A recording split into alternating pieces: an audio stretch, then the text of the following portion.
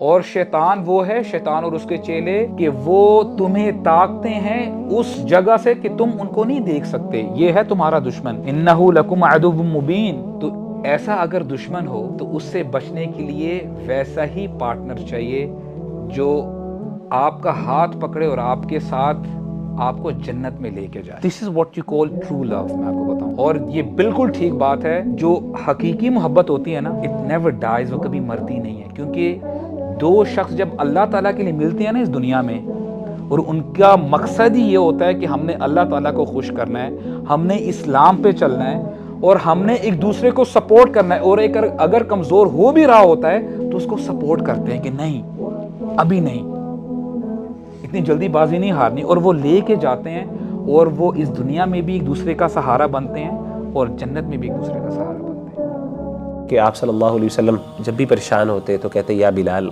अक़ीमिस्सलाह, ए बिलाल खड़े हो इकामत करो नमाज के लिए, अरिहना बिहा, हमें इससे राहत पहुँचाओ। इससे पता चल रहा है कि नमाज हमें राहत पहुँचाने का ज़रिया है। बेसिकली बर्डन को दूर करने के लिए नमाज़ पढ़ी जाती है। हमारे लिए नमाज उल्टा है। आप मुझे खुद बताएं कि नमाज कितना मुश्किल है पढ़ना हमारे लिए। फजर की, ज़ोहर, असर की नमाज़ पढ़नी हो तो कितना मुश्किल लगता है हमें, हमारे ऊपर बहुत बड़ा बोझ है। तो एक्चुअली कुछ ना कुछ जगह है जहाँ पे कुछ ना कुछ वो पॉइंट है जो हम मिस कर रहे हैं, जिसकी वजह से नमाज हमें वो फ़ायदा नहीं दे रही जो नबी सल्लल्लाहु अलैहि वसल्लम को देती थी। यानी आप नमाज में खड़े होते थे, आपके मसले हल हो जाते थे, आपकी दर्दें दूर हो जाती थी, आपकी दिल हल्का हो जाता था, थकावट दूर हो जाती थी। तो हमारे लिए मामला उल्टा हो रहा है। दिल के साथ नमाज जब तक आप नहीं पढ़ेंगे ना, आप जितनी मर्जी नमाजें पढ़ लें, आपके ऊपर असर नहीं होता, आपके दिल के ऊपर कोई असर नहीं होगा।